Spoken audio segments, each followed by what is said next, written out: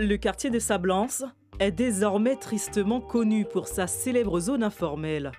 Elle a un aspect presque pittoresque. À Sablance, il y a des petites cabanes en bois, mais aussi des bâtisses qui s'apparentent à des villas cossues. Ce quartier informel détient un trésor, sa plage.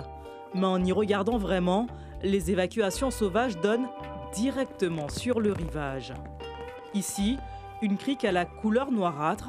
Est-ce dû aux trempes d'eau, mais ce jour-là, une odeur nauséabonde pollue l'air. Ici à Sablance, les constructions illégales défient toutes les règles de l'urbanisme. Dans cette partie du quartier informel, la municipalité de Macoria nous a certifié que les habitations longent le littoral sur près de 25 km. Et d'ailleurs, toujours d'après la mairie, quelques cas se compteraient déjà à quelques mètres d'où nous nous trouvons, à la Pointe Liberté, preuve que le site ne cesse que de s'étendre. Des centaines de personnes vivent ici dans cette zone submersible, comme Claudio. Ce ressortissant brésilien habite depuis une dizaine d'années cette petite case modeste faite de quelques planches de bois et de tôle. Il est situé à une cinquantaine de mètres du rivage. Il a vu le secteur se transformer. Beaucoup de temps, comme on vous parlait avant, c'est la 2 l'année, c'est la 4 l'année, c'est l'autre la 10 l'année. C'est comme ça. 17 l'année, la plage, ela avancée, c'est 25 26 mètres. Esse clima solar, beaucoup de choses, beaucoup de florestas qui cassent, beaucoup de choses, ele vinha comme ça. Tu regardes là qu'il vinha todo l'année, il avançait comme ça.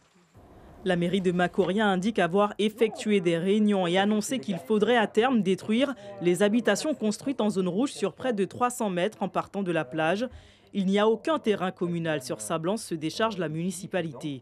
Elle rappelle cependant le projet d'opération d'intérêt national porté par l'aménageur public. Ici, donc, en face de Soula, il va pratiquement jusqu'à la mer. C'est un quartier. Il y a des zones qui sont aujourd'hui inondables ou qui sont dans des zones à risque par rapport au risque de submersion marine ou d'inondation et qui ne pourront pas être aménagées par définition. Pour l'heure, le projet prend vie avec ce large secteur du quartier Soula à vocation économique. Côté Sablance, on en est aux études. Sur les zones qui sont dans des secteurs de risque rouge, que ce soit inondation ou submersion marine, les habitations devront partir. C'est comme celles qui étaient en zone rouge sur le Mont Baduel. Il y a des risques de mort, tout simplement. Pour le président de cette association qui accompagne les résidents, expulser les habitants pour faire place à un projet de construction de bâtiments publics sans concertation est inimaginable. Je veux pas que pour l'État expulser les gens d'une façon pour lui-même installer des projets et puis mettre les gens dehors dans la rue. Les gens déjà installés sans aucun démarche, aucun avertissement d'avance, sans savoir quels sont les risques, parce que quand je regardais à Kourou, d'autre côté à Montjoly, il y a des gens qui étaient installés au bord de mer, et jusqu'à présent, il y a des gens qui là aussi.